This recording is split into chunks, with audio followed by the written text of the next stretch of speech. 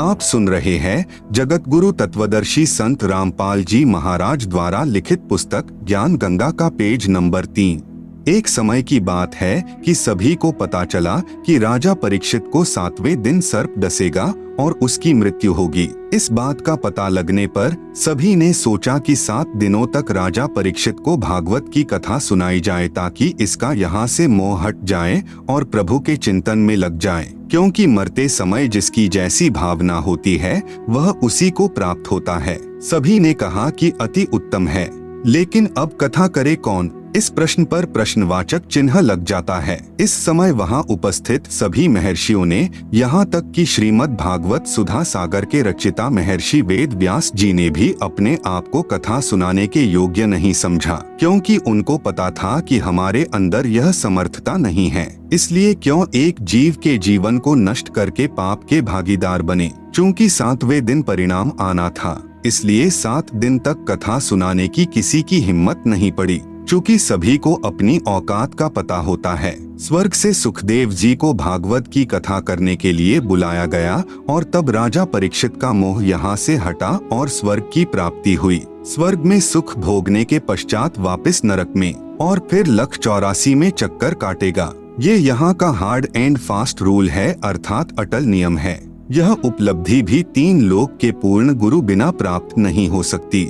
ठीक इसी प्रकार जब किसी स्थान पर प्रधानमंत्री आ रहा हो तो उनके आने से पहले 2-3 बहुत अच्छे वक्ता, गायक व तबले बैंजो बजाने वाले होते हैं, जो बहुत सुरीली और आकर्षक आवाज से दर्शकों को प्रभावित करते हैं। लेकिन वे जो कह रहे हैं उनमें से एक बात भी करने में सक्षम नहीं है। लेकिन जब प्रधानमंत्री आता है तो वह कम से कम शब्दों में कहता है कि आगरा में इंटरनेशनल कॉलेज बनवा दो, चंडीगढ़ में इंटरनेशनल यूनिवर्सिटी बनवा दो, आदि आदि।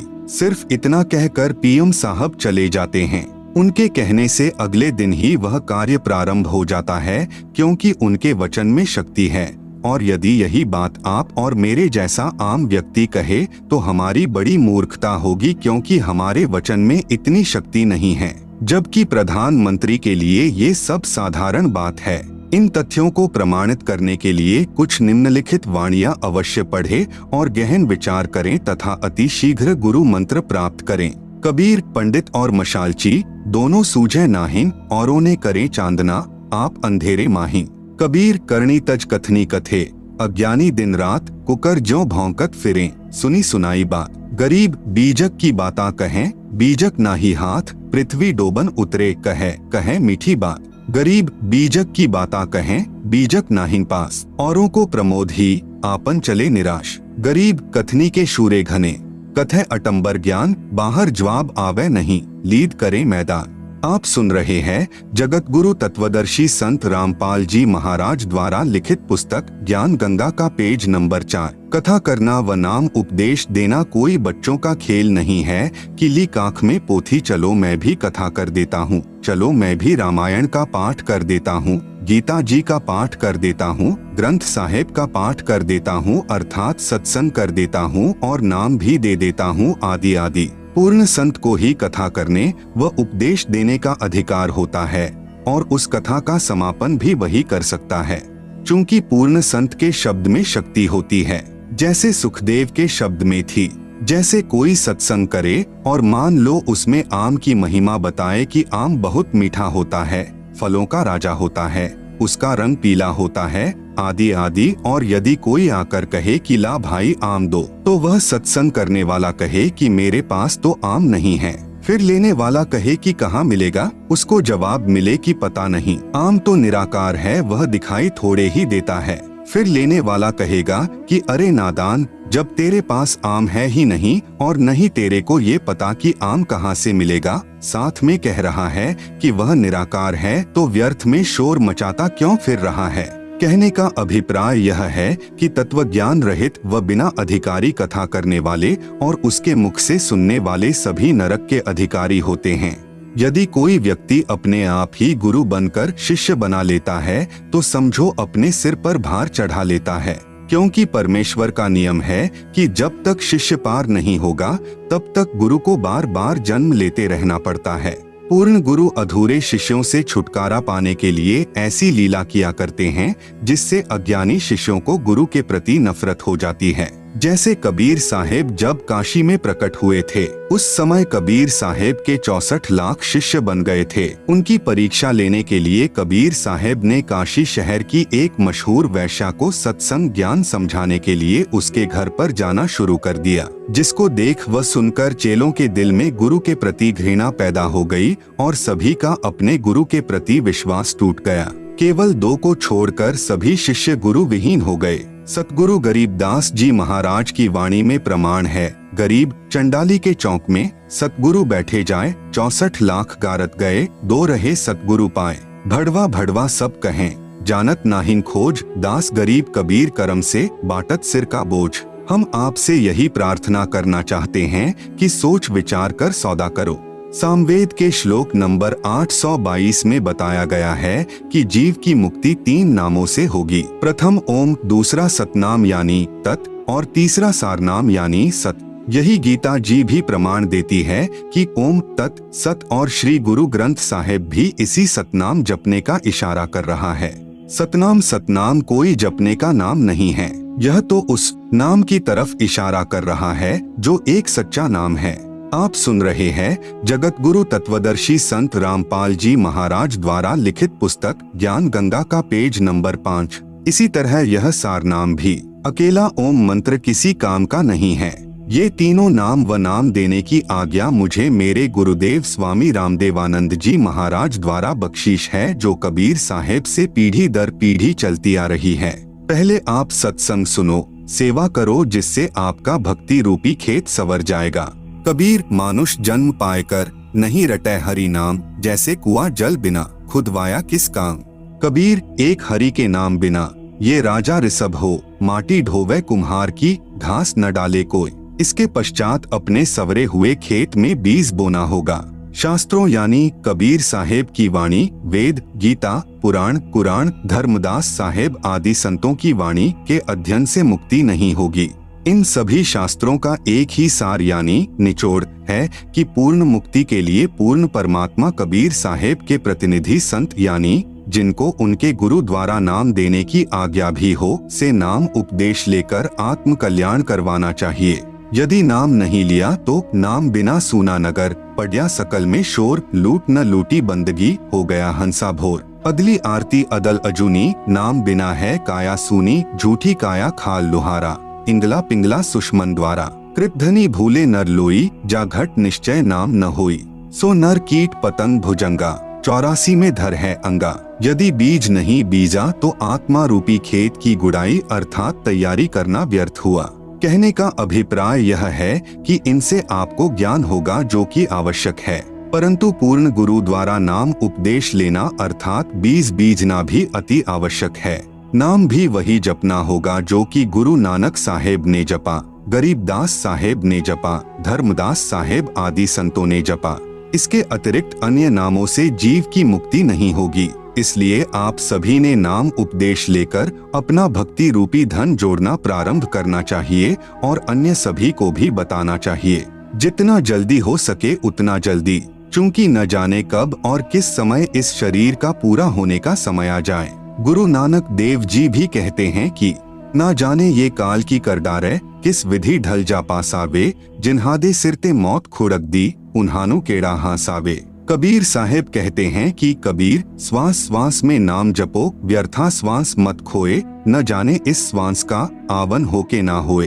आप सुन रहे हैं जगत गुरु तत्वदर्शी संत रामपाल जी महाराज द्वारा लिखित पुस्तक ज्ञान गंगा का पेज नंबर 6। सतगुरु सोई जो सार नाम दृढ़ावे, और गुरु कोई काम न आवे। सार नाम बिन पुरुष यानी भगवान द्रोही, अर्थात जो गुरु सार नाम व सार शब्द नहीं देता है या उसको अपने गुरु द्वारा नाम देने का अधिकार यानी आज्ञा नहीं है, अर्थात शास्त्रों के अध्ययन से यदि कोई मनमुखी गुरु ये नाम भी दे देता हो तो भी वह गुरु और उनके शिष्यों को नरक में डाला जाएगा। वह गुरु भगवान का दुश्मन है, विद्रोही है, उसे भगवान के दरबार में उल्टा लटकाया जाएगा। अब भक्त समाज में नकली गुरुओं यानी संतों द्वारा एक गलत धारणा फैला रखी है कि एक बार गुरु धारण करने के पश्चात दूसरा गुरु नहीं बदलना चाहिए। जरा विचार करके देखो कि गुरु हमारे जन्म मृत्यु रूपी रोग को काटने वाला वैद्य होता है। यदि एक वैद्य से हमारा रोग नहीं कटता है तो हम दूसरे अच्छे वैद्य यानी डॉक्टर के पास जाएंगे, जिससे हमारा जानलेवा रोग ठीक हो सके। जैसे धर्मदास साहेब के पहले गुरु श्री रूपदास जी थे, लेकिन जब धर्मदास जी को पता लगा कि यह गुरु पूर्ण मुक्तिदाता नहीं है तो तुरंत त्याग कर पूर्ण ब्रह्म परमेश्वर सतपुरुष कबीर साहेब को अपना गुरु बनाया और पूर्ण मोक्ष सत्य लोक में प्राप्त किया। ठीक इसी प्रकार अधूरे गुरु को तुरंत त्याग देना चाहिए। झूठे गुरु के पक्ष को तजत न कीजय वारी, गुरु व नाम महिमा की वाणी। गरीब बिन उपदेश अचंभ है, क्यों जीवत हैं प्राण, बिन भक्ति कहाँ ठौर है, नर नाही पाषाण। गरीब एक हरि के नाम बिना, नारी कुतिया हो, गली गली भौंकत फिरे, टूक ना डाले को। गरीब बीबी पड़दे रहे थी, ड्योढ़ी लगती बार गात उघाड़े फिरती हैं, बन कुतिया बाजार। गरीब नकबेसर नक से बनी, पहरत हार हमेल, सुंदरी से सुनही यानी कुतिया बनी, सुनी साहिब के खेल। कबीर हरि के नाम बिना, राजा ऋषभ होए, माटी लदे कुम्हार के, घास ना डाले कोय। कबीर रामकृष्ण से कौन बड़ा, उन्हों भी गुरु कीन्ह, तीन लोक के वे धनी, गुरु आगे आधी। कबीर गर्भ योगेश्वर गुरु बिना, लागा हरि की सेव, कहे कबीर स्वर्ग से फेर दिया सुख दे। कबीर राजा जनक से नाम ले, किन्हीं हरि की सेव यानी पूजा, कहे कबीर बैकुंठ में उल्ट मिले सुख दे। कबीर सतगुरु के उपदेश का लाया एक विचार, जय सतगुरु मिलते नहीं, जाता नरक द्वार।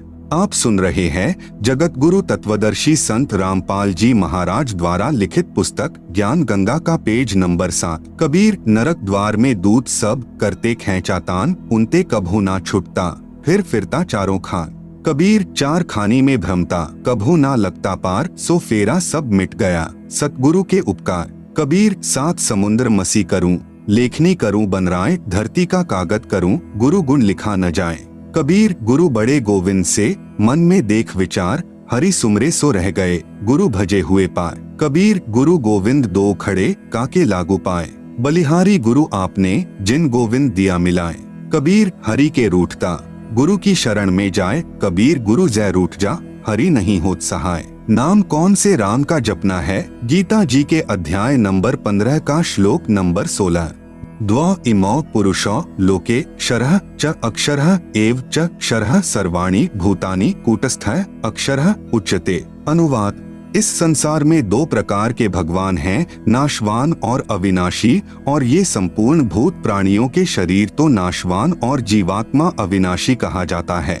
गीता जी के अध्याय नंबर 15 का श्लोक नंबर 17। उत्तमः पुरुषः तु अन्यः परमात्मा इति उदाहृतः यः लोकत्रयम् आविश्य बिभर्ति अव्ययः ईश्वरः। अनुवाद: उत्तम भगवान तो अन्य ही है, जो तीनों लोकों में प्रवेश करके सबका धारण पोषण करता है, एवं अविनाशी परमेश्वर परमात्मा इस प्रकार कहा गया है। कबीर अक्षर पुरुष एक पेड़ है, निरंजन वाकीदार, त्रिदेवा यानी ब्रह्मा विष्णु शिव शाखा भये, पात भया संसार। कबीर तीन देव को सब कोई ध्यावे, चौथा देव का मरम न पावे, चौथा छांडी पंचम ध्यावे, कहे कबीर सो हमरे आवे। कबीर तीन गुणन की भक्ति में, भूली परियो संसार, कहे कबीर निज नाम बिन कैसे उतरे पार। कबीर ओंकार नाम ब्रह्म यानी काल का, यह करता मती जानी, साचा शब्द कबीर का, पर्दा माहिन पहचानी। कबीर तीन लोक सब राम जपत है, जान मुक्ति को धाम, रामचंद्र वशिष्ठ गुरु किया, तिन कही सुनायो नाम। कबीर रामकृष्ण अवतार हैं, इनका नाही संसार, जिन साहब संसार किया, सो किन्हु न जन्म्या नारी। कबीर चार भुजा के भजन में, भूली परे सब संत, कबीरा सुमिरै तासु को, जाके भुजा अनंत। आप सुन रहे हैं जगत गुरु तत्वदर्शी संत रामपाल जी महाराज द्वारा लिखित पुस्तक ज्ञान गंगा का पेज नंबर 8। कबीर वाशिष्ठ मुनि से तत्वेता ज्ञानी, शोध कर लग्न धरे, सीता हरण मरण दशरथ को, बन बन राम फिरे। कबीर समुद्र पाटी लंका गए, सीता को भरतार, ताही अगस्त मुनि पिए गयो, इनमें को करतार। कबीर गोवर्धन कृष्ण जी उठाया, द्रोणागिरि हनुमंत, शेष नाग सब सृष्टि उठाई, इनमें को भगवंत। गरीब दुर्वासा को पेतहा, समझ न आई नीच, 56 कोटि यादव कटे, मची रुधिर की कीच। कबीर काटे बंधन विपत्ति में, कठिन किया संग्राम, चीन्हो रे नर प्राणियां, गरुड़ बड़ों की राम। कबीर कह कबीर चित चेतु, शब्द करो निरुवार, श्री रामचंद्र को करता कहत हैं, भूली परियो संसार। कबीर जिन राम कृष्ण निरंजन किया, सो तो करता न्यार, अंधा ज्ञान न बूझे, कहे कबीर विचार। कबीर तीन गुणन यानी ब्रह्मा विष्णु शिव की भक्ति में भूल पड़ियो संसार, कहे कबीर निज नाम बिना, कैसे उतरो पार। शब्द संत रामपाल दास जी महाराज द्वारा रचित। युद्ध जीत कर पांडव खुशी हुए अपार, इंद्रप्रस्थ की गद्दी पर युधिष्ठिर की सरकार। एक दिन अर्जुन पूछता, सुन कृष्ण भगवान, एक बार फिर सुना दियो वो निर्मल गीता ज्ञान। घमासान युद्ध के कारण भूल पड़ी है मोहे, ज्यों का त्यों कहना भगवन, तनिक न अंतर होए। ऋषि मुनि और देवता सबको रहे तुम खाए, इनको भी नहीं छोड़ा आपने, रहे तुम्हारा ही गुण गाए। कृष्ण बोले अर्जुन से, यह गलती क्यों की, ऐसे निर्मल ज्ञान को भूल गया बुद्धिहीन। अब मुझे भी कुछ याद नहीं, भूल पड़ी निदान, ज्यों का त्यों उस गीता का मैं नहीं कर सकता गुणगान।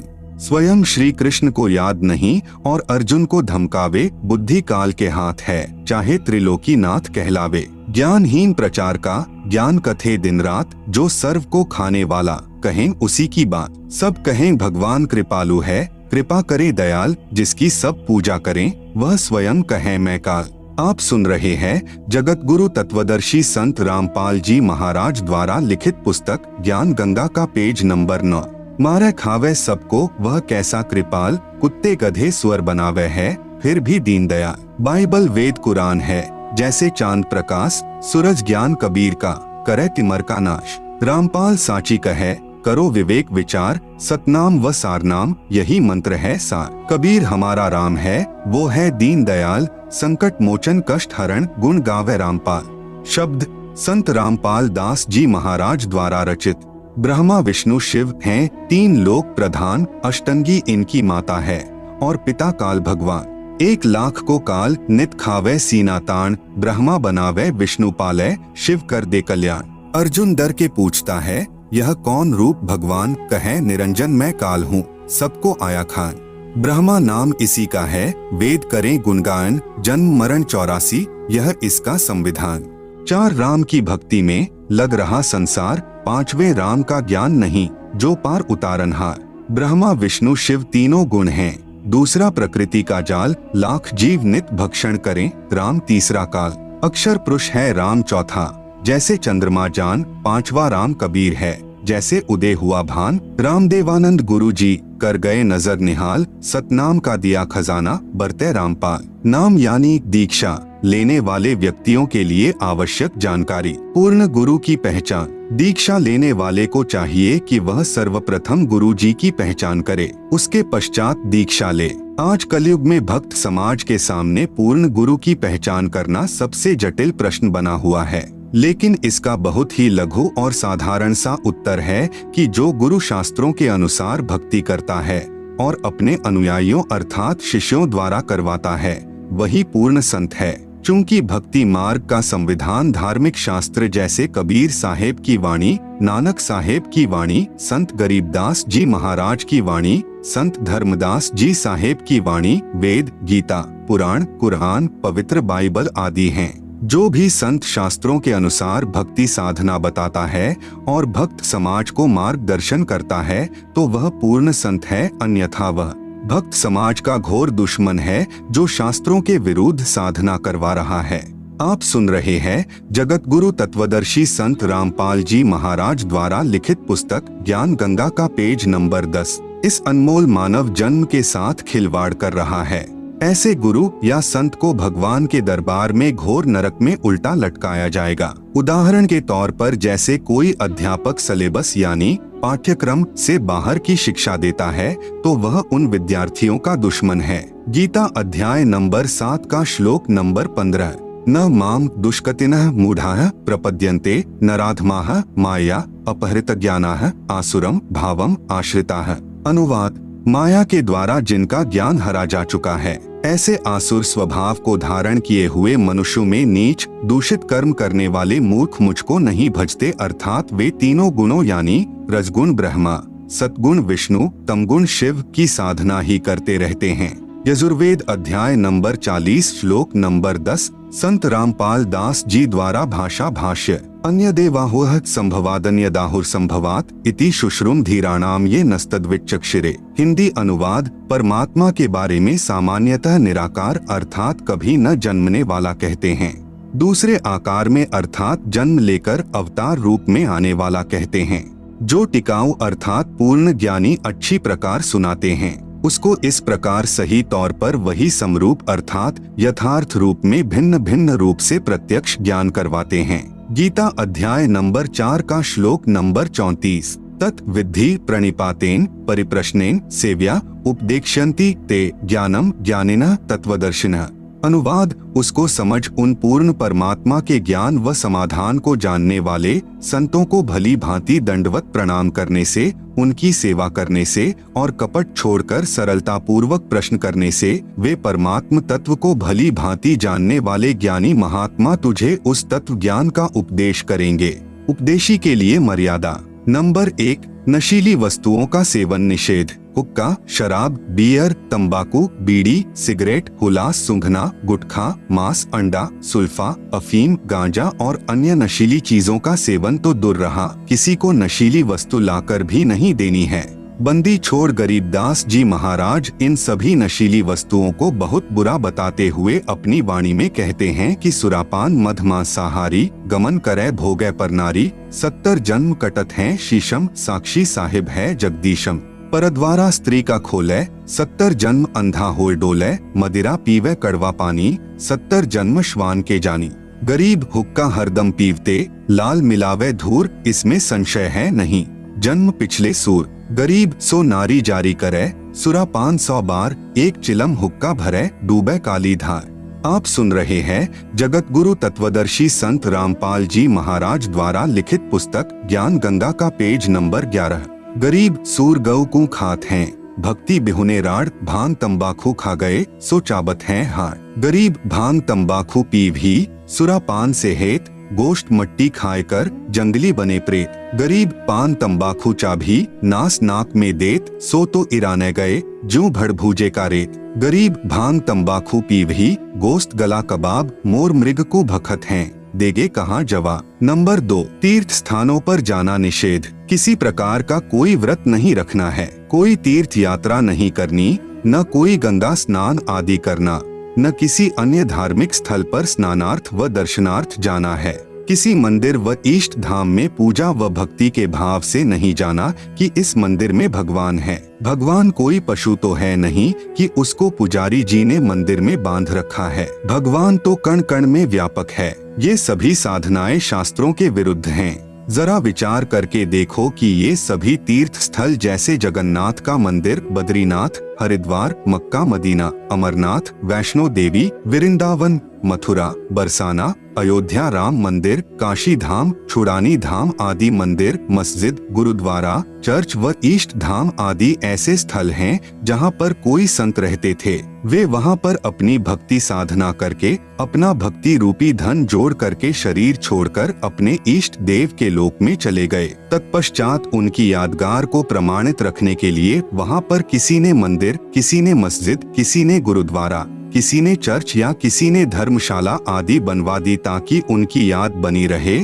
और हमारे जैसे तुच्छ प्राणियों को प्रमाण मिलता रहे कि हमें ऐसे ही कर्म करने चाहिए जैसे कि इन महान आत्माओं ने किए हैं। ये सभी धार्मिक स्थल हम सभी को यही संदेश देते हैं कि जैसे भक्ति साधना इन नामी संतों ने की है ऐसी ही आप करो। इसके लिए आप इसी तरीके से साधना करने वाले व बताने वाले संतों की तलाश करो और फिर जैसा वे कहें वैसा ही करो। लेकिन बाद में इन स्थानों की ही पूजा प्रारंभ हो गई जो कि बिल्कुल व्यर्थ है और शास्त्रों के विरुद्ध है। ये सभी स्थान तो एक ऐसे स्थान की भांति हैं जहाँ पर किसी हलवाई ने भट्ठी बनाकर जलेबी, लड्डू आदि बनाकर स्वयं खाकर और अपने सगे साथियों को खिलाकर चले गए। उसके बाद में उस स्थान पर न तो वह हलवाई है और न ही मिठाई, फिर तो वहाँ केवल भट्ठी ही है। वह न तो हमारे को मिठाई बनाना सिखा सकती है और न ही हमारा पेट यानी उदर भर सकती है।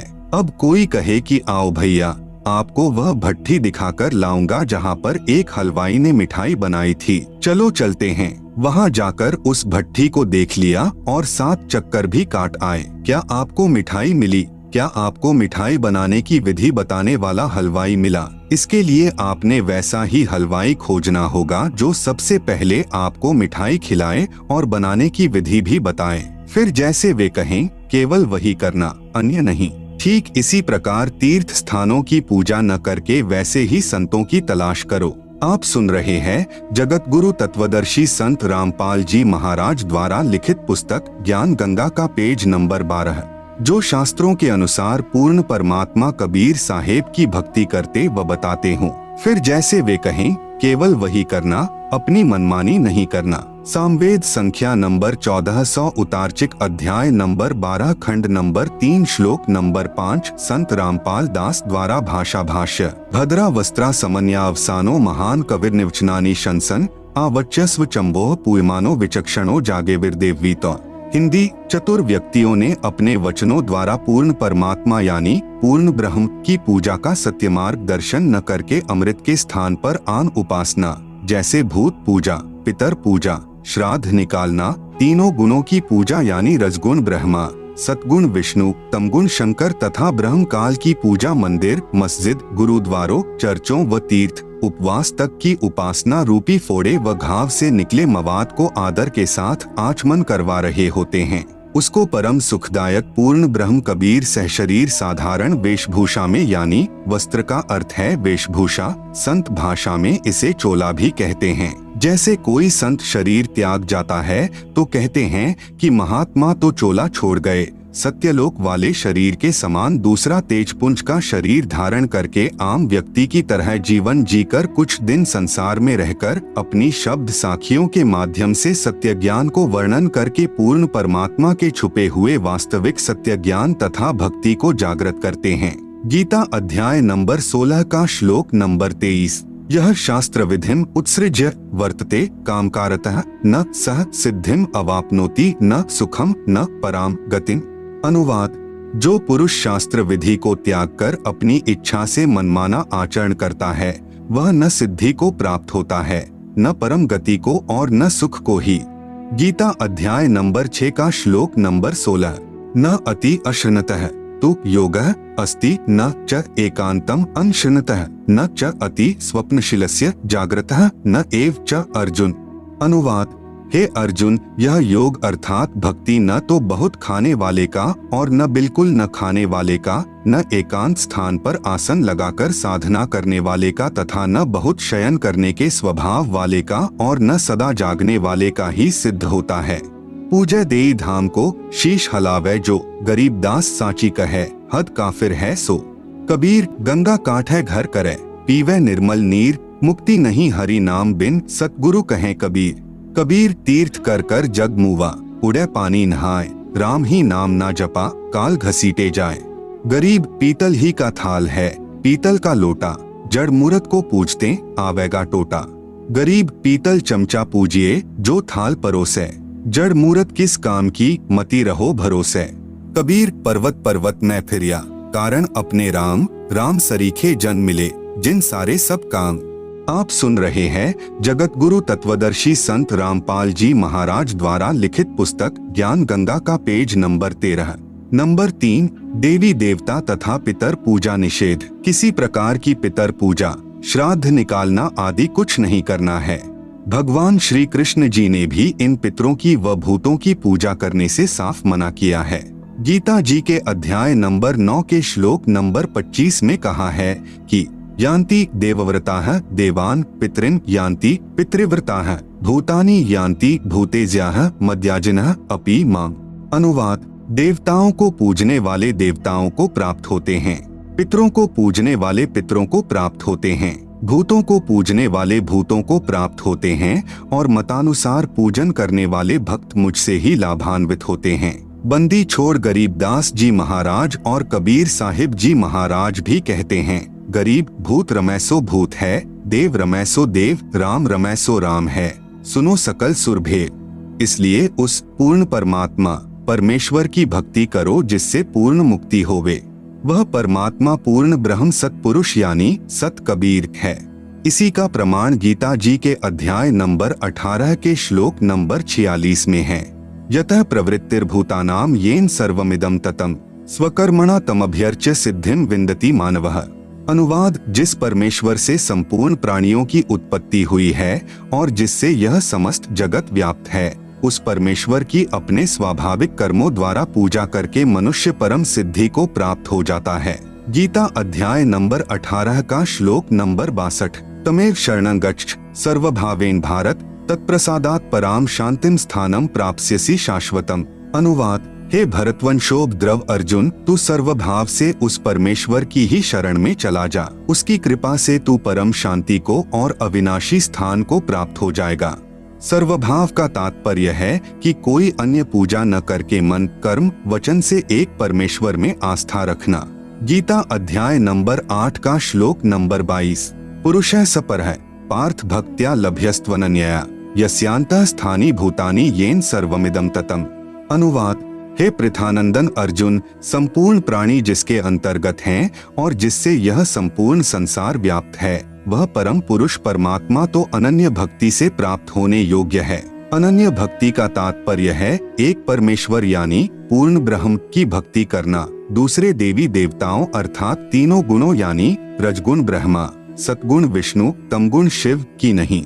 आप सुन रहे हैं जगत गुरु तत्वदर्शी संत रामपाल जी महाराज द्वारा लिखित पुस्तक ज्ञान गंगा का पेज नंबर 14, गीता जी के अध्याय नंबर 15 का श्लोक नंबर 1 से 4। गीता अध्याय नंबर 15 का श्लोक नंबर 1। उधर्वमूलम अधः शाखम अश्वत्थम प्राहुः अव्ययम छंदासी यस्य पर्णानि यह तम वेद सह वेदवित्। अनुवाद, ऊपर को जड़ वाला, नीचे को शाखा वाला अविनाशी विस्तृत संसार रूपी पीपल का वृक्ष है, जिसके छोटे छोटे हिस्से या टहनियां, पत्ते कहे हैं। उस संसार रूप वृक्ष को जो इस प्रकार जानता है, वह पूर्ण ज्ञानी अर्थात तत्वदर्शी है। गीता अध्याय नंबर 15 का श्लोक नंबर 2। अधः च ऊर्ध्वं प्रसृताः तस्य शाखाः गुण प्रवृद्धाः विश्व प्रवालाः अधः च मूलानि अनुसंततानि कर्मानुबंधीनि मनुष्यलोके। अनुवाद, उस वृक्ष की नीचे और ऊपर तीनों गुणों ब्रह्मा रजगुण, विष्णु सतगुण, शिव तमगुण रूपी फैली हुई विकार काम, क्रोध, मोह, लोभ, अहंकार रूपी कोपल डाली ब्रह्मा विष्णु शिव ही जीव को कर्मों में बांधने की भी जड़ें अर्थात मूल कारण हैं, तथा मनुष्य लोक, स्वर्ग, नरक लोक, पृथ्वी लोक में नीचे यानी 84 लाख जूनियों में ऊपर व्यवस्थित किए हुए हैं। गीता अध्याय नंबर 15 का श्लोक नंबर 3। न रूपम अस्य इह तथा उपलभ्यते न अंतः न च आदिह न च संप्रतिष्ठा अश्वत्थम एनम सुविरूढ़ मूलम असंशस्त्रेण देढ़ेन छित्वा। अनुवाद, इस रचना का न शुरुआत तथा न अंत है, न वैसा स्वरूप पाया जाता है तथा यहाँ विचार काल में अर्थात मेरे द्वारा दिया जा रहा गीता ज्ञान में पूर्ण जानकारी मुझे भी नहीं है, क्योंकि सर्व ब्रह्मांडों की रचना की अच्छी तरह स्थिति का मुझे भी ज्ञान नहीं है। इस अच्छी तरह स्थायी स्थिति वाला मजबूत स्वरूप वाले निर्लेप तत्व ज्ञान रूपी दृढ़ शस्त्र से अर्थात निर्मल तत्व ज्ञान के द्वारा काटकर अर्थात निरंजन की भक्ति को क्षणिक जानकर गीता अध्याय नंबर 15 का श्लोक नंबर 4। ततः पदम तत्परिमार्गितव्यम यस्मिंगता न निवर्तन्ति भूयः तमेव चाद्यम पुरुषम प्रपद्ये यतः प्रतृति प्रसृता पुराणी। अनुवाद, उसके बाद उस परम पद परमात्मा की खोज करनी चाहिए जिसको प्राप्त हुए मनुष्य फिर लौटकर संसार में नहीं आते और जिससे अनादिकाल से चली आने वाली यह सृष्टि विस्तार को प्राप्त हुई है। उस आदि पुरुष परमात्मा के ही मैं शरण हूँ। इस प्रकार स्वयं भगवान श्री कृष्ण ने इंद्र जो देवी देवताओं का राजा है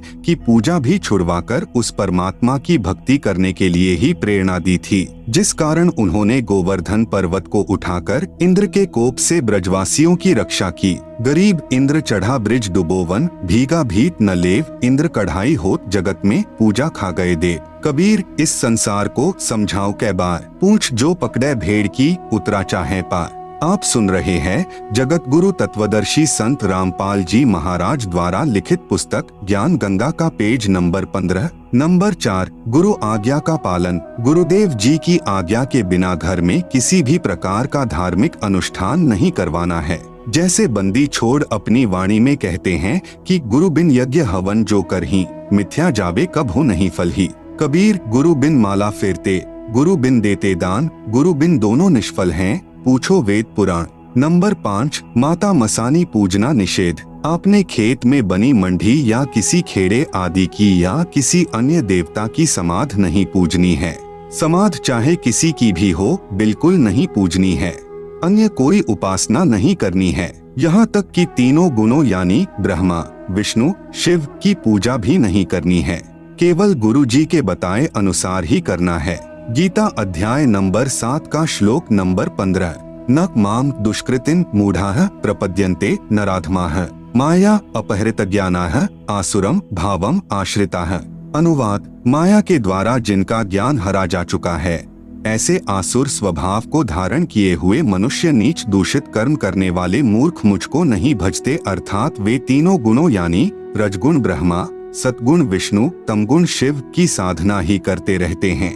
कबीर माई मसानी शेड शीतला, भैरव भूत हनुमंत, परमात्मा उनसे दूर है जो इनको पूजंत। कबीर 100 वर्ष तो गुरु की सेवा, एक दिन आन उपासी, वो अपराधी आत्मा, परकाल की फांसी।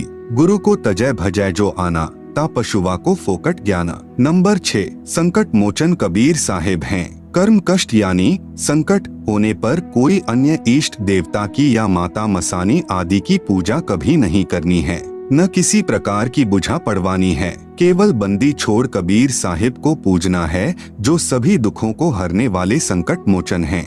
सामवेद संख्या नंबर 822 उतारचिक अध्याय 3 खंड नंबर 5 श्लोक नंबर 8। संत रामपाल दास द्वारा भाषा भाष्य। मनीषिभ्यः पवते पूर्व्यः कविर्नृभिर्यत् परिकोशाम अशिष्यदत् तृतस्य नाम जनयन मधुक शरण्येन्द्रस्य वायुम सख्याय वर्धयन्।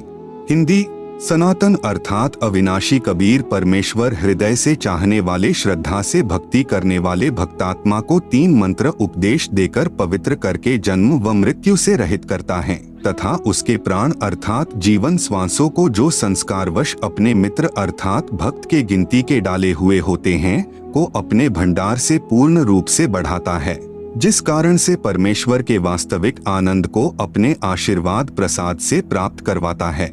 कबीर देवी देव ठाढ़े भये, हमको ठौर बताओ, जो मुझ यानी कबीर को पूजे नहीं, उनको लूटो खाओ। गरीब काल जो पीसे पीसना, जौरा है पनिहार, ये 2 असल मजूर हैं। सतगुरु के दरबार। आप सुन रहे हैं जगत गुरु तत्वदर्शी संत रामपाल जी महाराज द्वारा लिखित पुस्तक ज्ञान गंगा का पेज नंबर 16। नंबर 7 अनावश्यक दान निषेध। कहीं पर और किसी को दान रूप में कुछ नहीं देना है, न पैसे, न बिना सिला हुआ कपड़ा आदि कुछ नहीं देना है। यदि कोई दान रूप में कुछ मांगने आए तो उसे खाना खिला दो, चाय, दूध, लस्सी, पानी आदि पिला दो, परंतु देना कुछ भी नहीं है। न जाने वह भिक्षुक उस पैसे का क्या दुरुपयोग करे। जैसे एक व्यक्ति ने किसी भिखारी को उसकी झूठी कहानी, जिसमें वह बता रहा था कि मेरे बच्चे इलाज बिना तड़फ रहे हैं, कुछ पैसे देने की कृपा करें, को सुनकर भावनावश होकर 100 रुपए दे दिए। वह भिखारी पहले पाव शराब पीता था। उस दिन उसने आधा बोतल शराब पी और अपनी पत्नी को पीट डाला। उसकी पत्नी ने बच्चों सहित आत्महत्या कर ली। आप द्वारा किया हुआ वह दान उस परिवार के नाश का कारण बना। यदि आप चाहते हो कि ऐसे दुखी व्यक्ति की मदद करें तो उसके बच्चों को डॉक्टर से दवाई दिलवा दें, पैसा न दें। कबीर गुरु बिन माला फेरते, गुरु बिन देते दान, गुरु बिन दोनों निष्फल हैं, पूछो वेद पुराण। नंबर 8 झूठा खाना निषेध। ऐसे व्यक्ति का झूठा नहीं खाना है जो शराब, मांस, तंबाकू, अंडा, बियर, अफीम, गांजा आदि का सेवन करता हो। नंबर 9 सत्यलोक गमन यानी देहांत के बाद क्रिया कर्म निषेध। यदि परिवार में किसी की मौत हो जाती है, चिता में अग्नि कोई भी दे सकता है। घर का या अन्य तथा अग्नि प्रज्वलित करते समय मंगलाचरण बोल दें। उसके फूल आदि कुछ नहीं उठाने हैं। यदि उस स्थान को साफ करना अनिवार्य है तो उन अस्थियों को उठाकर स्वयं ही किसी स्थान पर चलते पानी में बहा दें। उस समय मंगलाचरण उच्चारण कर दें। न पिंड आदि भरवाने हैं, न 13वीं, 6 माही, बरसोधी तथा श्राद्ध आदि कुछ नहीं करना है। किसी भी अन्य व्यक्ति से हवन आदि नहीं करवाना है। संबंधी तथा रिश्तेदारों आदि जो शोक व्यक्त करने आए, उनके लिए कोई भी एक दिन नियुक्त करें। उस दिन प्रतिदिन करने वाला नित्य नियम करें। ज्योति जागृत करें। फिर सर्व को खाना खिलाए। यदि आपने उसके यानी मरने वाले के नाम पर कुछ धर्म करना है तो अपने गुरुदेव जी की आज्ञा लेकर बंदी छोड़ गरीबदास जी महाराज की अमृतमयी वाणी का अखंड पाठ करवाना चाहिए। यदि पाठ करने की आज्ञा न मिले तो परिवार के उपदेशी भक्त 4 दिन या 7 दिन घर में एक अखंड ज्योति देशी घी की जलाए तथा ब्रह्म गायत्री मंत्र प्रतिदिन 4 बार करें तथा 3 या 1 बार के मंत्र का दान संकल्प सतलोक वासी को करें।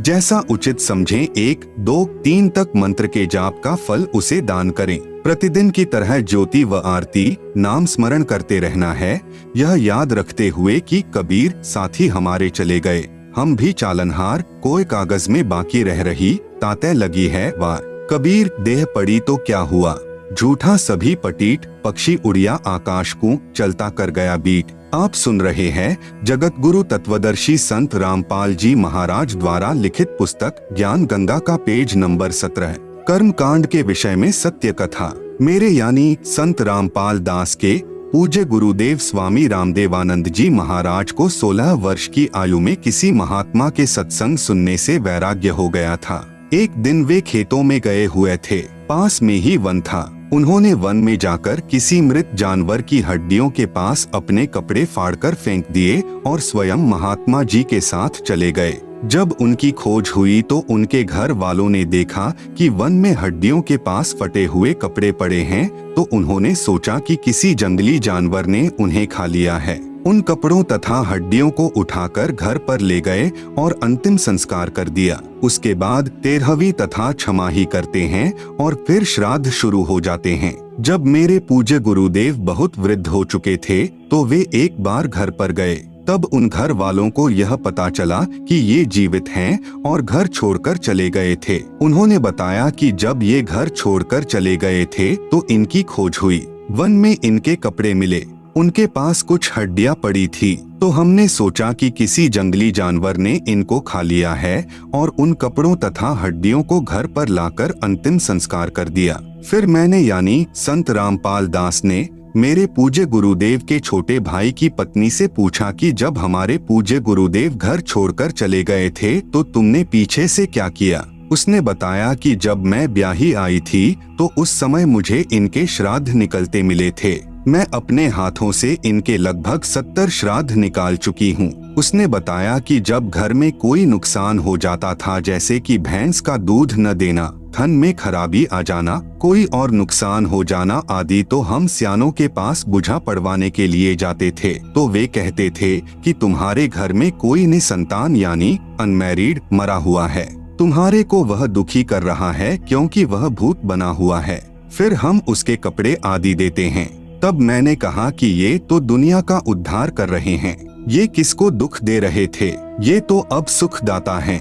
फिर मैंने यानी संत रामपाल जी महाराज ने उस वृद्धा से कहा कि अब तो ये आपके सामने हैं, अब तो ये व्यर्थ की साधना जैसे श्राद्ध निकालने बंद कर दो। तब उसने कहा कि यह तो पुरानी रिवाज है, यह कैसे छोड़ दूं? अर्थात हम अपनी पुरानी रिवाजों में इतने लीन हो चुके हैं कि प्रत्यक्ष प्रमाण होने पर कि वह गलत कर रहे हैं छोड़ नहीं सकते। इससे प्रमाणित होता है कि श्राद्ध निकालना, पितर पूजा करना आदि सब व्यर्थ हैं। नंबर 10, बच्चे के जन्म पर शास्त्र विरुद्ध पूजा निषेध। बच्चे के जन्म पर कोई छठी आदि नहीं मनानी है। सुतक के कारण प्रतिदिन की तरह करने वाली पूजा, भक्ति, आरती, ज्योति जगाना आदि बंद नहीं करनी है। आप सुन रहे हैं जगत गुरु तत्वदर्शी संत रामपाल जी महाराज द्वारा लिखित पुस्तक ज्ञान गंगा का पेज नंबर 18। इसी संदर्भ में एक संक्षिप्त कथा बताता हूँ कि एक व्यक्ति की शादी के 10 वर्ष पश्चात पुत्र हुआ था। पुत्र की खुशी में उसने बहुत ही खुशी मनाई। 20-25 गांवों को भोजन के लिए आमंत्रित किया और बहुत ही गाना बजाना हुआ, अर्थात काफी पैसा खर्च किया। फिर 1 वर्ष के बाद उस पुत्र का देहांत हो जाता है। फिर वही परिवार टक्कर मार कर रोता है और अपने दुर्भाग्य को कोसता है। इसलिए कबीर साहेब हमें बताते हैं कि कबीर बेटा जाया खुशी हुई, बहुत बजाए थाल, आना जाना लग रहा जो कीड़ी का नाल। कबीर पतझड़ आवत देखकर बन रोवे मन माहिन, ऊंची डाली पात थे अब पीले हो जाही। कबीर पात झड़नता यूं कहे, सुन भई तरुवर राय अब के बिछुड़े नहीं मिला। न जाने कहाँ गिरेंगे जाए। कबीर तरुवर कहता पात से, सुनो पात एक बात, यहाँ की याहे रीति है, एक आवत एक जात। नंबर 11, देई धाम पर बाल उतरवाने जाना निषेध। बच्चे के किसी देई धाम पर बाल उतरवाने नहीं जाना है। जब देखो बाल बड़े हो गए, कटवाकर फेंक दो। एक मंदिर में देखा कि श्रद्धालु भक्त अपने लड़के या लड़कियों के बाल उतरवाने आए। वहां पर उपस्थित नाई ने बाहर के रेट से 3 गुना पैसे लिए और एक कैंची भर बाल काटकर माता पिता को दे दिए। उन्होंने श्रद्धा से मंदिर में चढ़ाए। पुजारी ने एक थैले में डाल लिए। रात्रि को उठाकर दूर एकांत स्थान पर फेंक दिए। यह केवल नाटकबाजी है। क्यों न पहले की तरह स्वाभाविक तरीके से बाल उतरवाते रहें तथा बाहर डाल दें। परमात्मा नाम से प्रसन्न होता है, पाखंड से नहीं। नंबर 12, दहेज लेना तथा देना निषेध। उपदेश लेने के पश्चात न दहेज देना है न लेना है। नंबर 13, आत्म कल्याण के लिए दीक्षा लें। नाम यानी उपदेश को केवल दुख निवारण की दृष्टिकोण से नहीं लेना चाहिए, बल्कि आत्म कल्याण के लिए लेना चाहिए। फिर सुमिरन से सर्व सुख अपने आप आ जाते हैं। कबीर सुमिरन से सुख होत है, सुमिरन से दुख जाए। कहें कबीर सुमिरन किए, साई माहिन समाए। नंबर 14, व्याभिचार निषेध। पराई स्त्री को माँ, बेटी, बहन की दृष्टि से देखना चाहिए। व्याभिचार महापाप है। जैसे गरीब परद्वारा स्त्री का खोले, 70 जन्म अंधा हो डोले। सुरापान मध मांसाहारी, गवन करे भोगे पर नारी, 70 जन्म कटत हैं शीशम, साक्षी साहिब है जगदीशम। पर नारी ना परसियो, मानो वचन हमार, भवन चतुर्दश तास सिर, त्रिलोकी का भार। पर नारी ना परसियो, सुनो शब्द सल्तंत, धर्मराय के खंभ से, अर्धमुखी लटकंत। नंबर 15, निंदा सुनना व करना निषेध। अपने गुरु की निंदा भूल कर भी न करें और नहीं सुने। सुनने से अभिप्राय है, यदि कोई आपके गुरुजी के बारे में मिथ्या बातें करे तो आपने लड़ना नहीं है, बल्कि यह समझना चाहिए कि यह बिना विचारे बोल रहा है, अर्थात झूठ कह रहा है।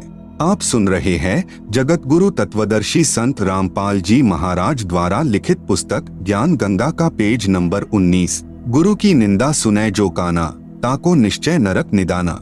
अपने मुख निंदा जो करही, शुकर श्वान गर्भ में परही। निंदा तो किसी की भी नहीं करनी है और नहीं सुननी है, चाहे वह आम व्यक्ति ही क्यों न हो। कबीर साहेब कहते हैं कि तिनका कभू न निंदिए, जो पाव तले हो, कभू उठ आँखिन पड़े, पीर घनेरी हो। नंबर 16, सत्संग सुनना तथा सेवा करना अनिवार्य है। सत्संग में समय मिलते ही आने की कोशिश करे तथा सत्संग में नखरे यानी मान बढ़ाई करने नहीं आवे, अपितु अपने आप को एक बीमार समझकर आवे। जैसे बीमार व्यक्ति चाहे कितने ही पैसे वाला हो, चाहे उच्च पदवी वाला हो, जब अस्पताल में जाता है तो उस समय उसका उद्देश्य केवल रोग मुक्त होना होता है। जहां डॉक्टर लेटने को कहे लेट जाता है, बैठने को कहे बैठ जाता है, बाहर जाने का निर्देश मिले तो बाहर चला जाता है, फिर अंदर आने के लिए आवाज आए तो चुपके से अंदर आ जाता है। ठीक इसी प्रकार यदि आप सत्संग में आते हो तो आपको सत्संग में आने का लाभ मिलेगा, अन्यथा आपका आना निष्फल है। सत्संग में जहाँ बैठने को मिल जाए वहीं बैठ जाए, जो खाने को मिल जाए उसे परमात्मा कबीर साहिब की रजा से प्रसाद समझकर खाकर प्रसन्नचित्त रहे। गुरु दर्श से बहुत लाभ मिलता है।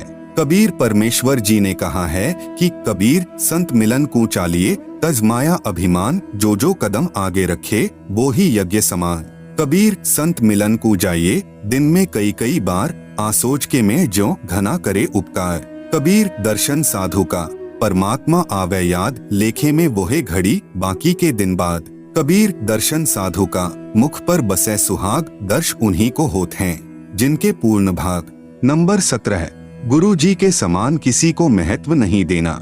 यदि कहीं पर पाठ या सत्संग चल रहा हो या वैसे गुरु जी के दर्शनार्थ जाते हो तो सर्वप्रथम गुरु जी को दंडवत यानी लंबा लेटकर प्रणाम करना चाहिए। बाद में सत ग्रंथ साहिब व तस्वीरों जैसे साहिब कबीर की मूर्ति, गरीबदास जी की व स्वामी रामदेवानंद जी व गुरु जी की मूर्ति को प्रणाम करें, जिससे सिर्फ भावना बनी रहेगी। मूर्ति पूजा नहीं करनी है, केवल प्रणाम करना पूजा में नहीं आता।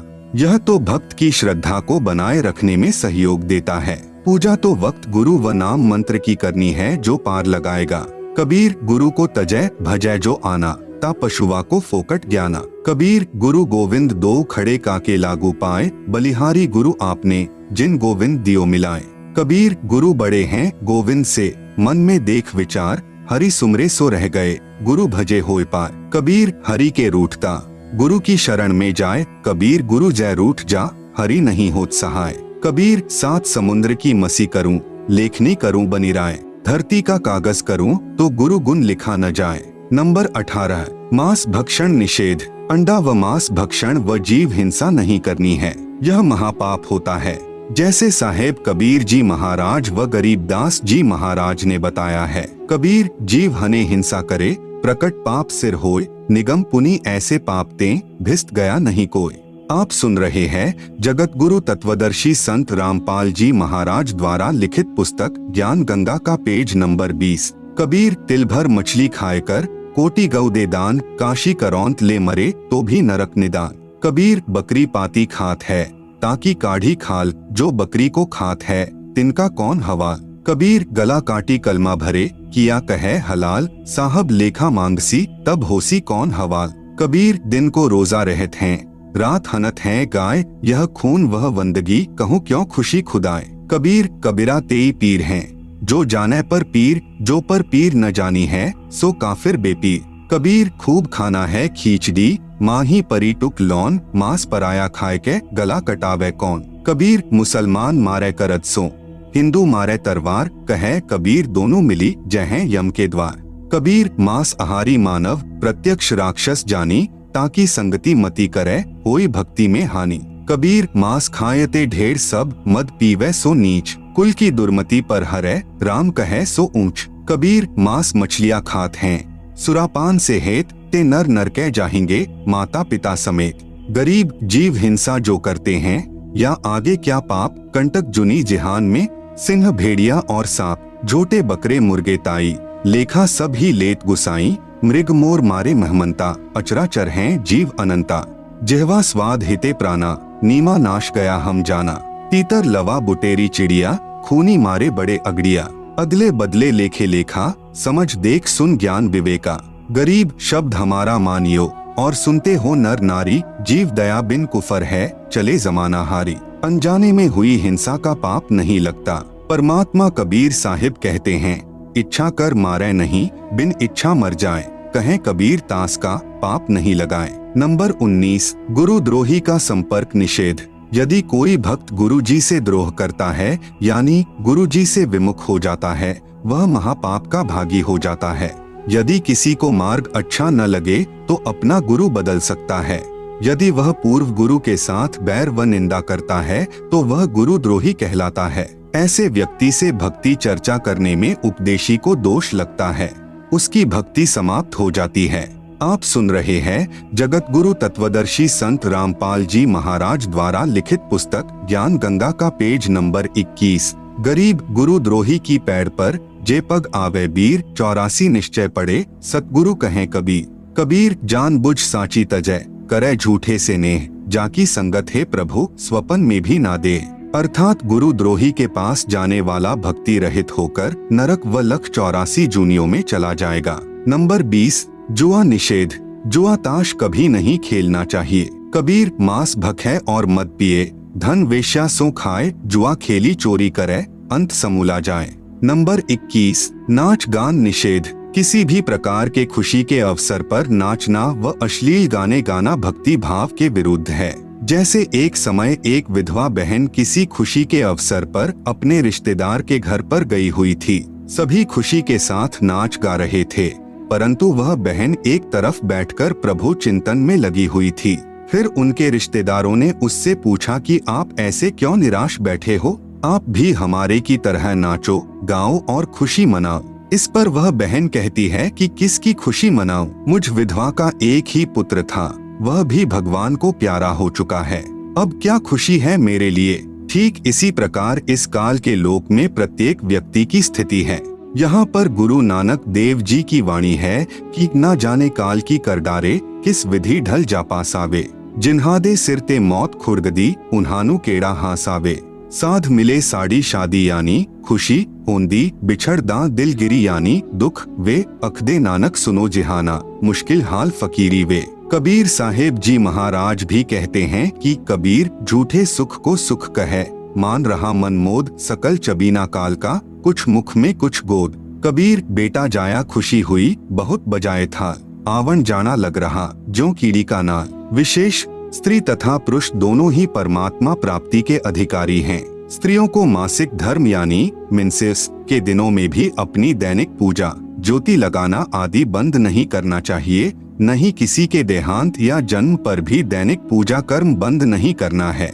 नोट: जो भक्तजन इन 21 सूत्रीय आदेशों का पालन नहीं करेगा, उसका नाम समाप्त हो जाएगा।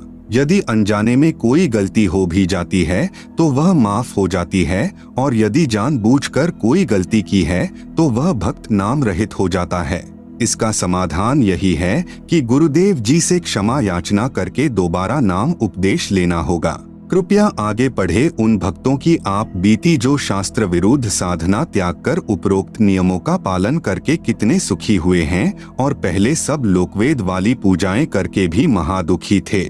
लेखक संत रामपाल दास महाराज, सतलोक आश्रम, बरवाला, जिला हिसार, हरियाणा, भारत। आप सुन रहे हैं जगत गुरु तत्वदर्शी संत रामपाल जी महाराज द्वारा लिखित पुस्तक ज्ञान गंगा का पेज नंबर 22। संपूर्ण सृष्टि रचना, सूक्ष्म वेद से निष्कर्ष रूप सृष्टि रचना का वर्णन। प्रभु प्रेमी आत्माएं प्रथम बार निम्न सृष्टि की रचना को पढ़ेंगे तो ऐसे लगेगा जैसे दंत कथा हो, परंतु सर्व पवित्र सद्ग्रंथों के प्रमाणों को पढ़कर दांतों तले उंगली दबाएंगे कि यह वास्तविक अमृत ज्ञान कहाँ छुपा था।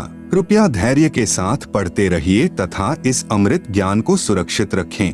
आपकी 101 पीढ़ी तक काम आएगा। पवित्रात्माएं कृपया सत्यनारायण यानी अविनाशी प्रभु सत्पुरुष द्वारा रची सृष्टि रचना का वास्तविक ज्ञान पढ़े। नंबर 1, पूर्ण ब्रह्म। इस सृष्टि रचना में सत्पुरुष सतलोक का स्वामी यानी प्रभु, अलख पुरुष अलख लोक का स्वामी यानी प्रभु, अगम पुरुष अगम लोक का स्वामी यानी प्रभु, तथा अनामी पुरुष अनामी अकह लोक का स्वामी यानी प्रभु, तो एक ही पूर्ण ब्रह्म है जो वास्तव में अविनाशी प्रभु है, जो भिन्न भिन्न रूप धारण करके अपने चारों लोकों में रहता है, जिसके अंतर्गत असंख्य ब्रह्मांड आते हैं। नंबर 2, परब्रह्म। यह केवल 7 संख ब्रह्मांड का स्वामी यानी प्रभु है। यह अक्षर पुरुष भी कहलाता है, परंतु यह तथा इसके ब्रह्मांड भी वास्तव में अविनाशी नहीं है। नंबर 3, ब्रह्म। यह केवल 21 ब्रह्मांड का स्वामी यानी प्रभु है। इसे क्षर पुरुष, ज्योति निरंजन, काल आदि उपमा से जाना जाता है। यह तथा इसके सर्व ब्रह्मांड नाशवान हैं। उपरोक्त तीनों पुरुषों यानी प्रभुओं का प्रमाण पवित्र श्रीमद् भगवत गीता अध्याय 15 श्लोक 16-17 में भी है। नंबर 4, ब्रह्मा। ब्रह्मा इसी ब्रह्म का ज्येष्ठ पुत्र है, विष्णु मध्य वाला पुत्र है तथा शिव अंतिम तीसरा पुत्र है। ये तीनों ब्रह्म के पुत्र केवल एक ब्रह्मांड में एक विभाग यानी गुण के स्वामी यानी प्रभु हैं तथा नाशवान हैं। विस्तृत विवरण के लिए कृपया पढ़ें निम्नलिखित सृष्टि रचना। कबीरदेव यानी कबीर परमेश्वर ने सूक्ष्म वेद अर्थात कबीरबाणी में अपने द्वारा रची सृष्टि का ज्ञान स्वयं ही बताया है, जो निम्नलिखित है। सर्वप्रथम केवल एक स्थान अनामी यानी अनामय लोक था, जिसे अकह लोक भी कहा जाता है। पूर्ण परमात्मा उस अनामी लोक में अकेला रहता था। उस परमात्मा का वास्तविक नाम कबीरदेव अर्थात कबीर परमेश्वर है। सभी आत्माएं उस पूर्ण धनी के शरीर में समाई हुई थी। इसी कबीरदेव का उपमात्मक यानी पदवी का नाम अनामी पुरुष है। पुरुष का अर्थ प्रभु होता है। प्रभु ने मनुष्य को अपने ही स्वरूप में बनाया है, इसलिए मानव का नाम भी पुरुष ही पड़ा है। अनामी पुरुष के एक रोम यानी शरीर के बाल का प्रकाश संख सूर्यों की रोशनी से भी अधिक है। विशेष जैसे किसी देश के आदरणीय प्रधानमंत्री जी का शरीर का नाम तो अन्य होता है तथा पद का उपमात्मक यानी पदवी का नाम प्रधानमंत्री होता है। कई बार प्रधानमंत्री जी अपने पास कई विभाग भी रख लेते हैं, तब जिस भी विभाग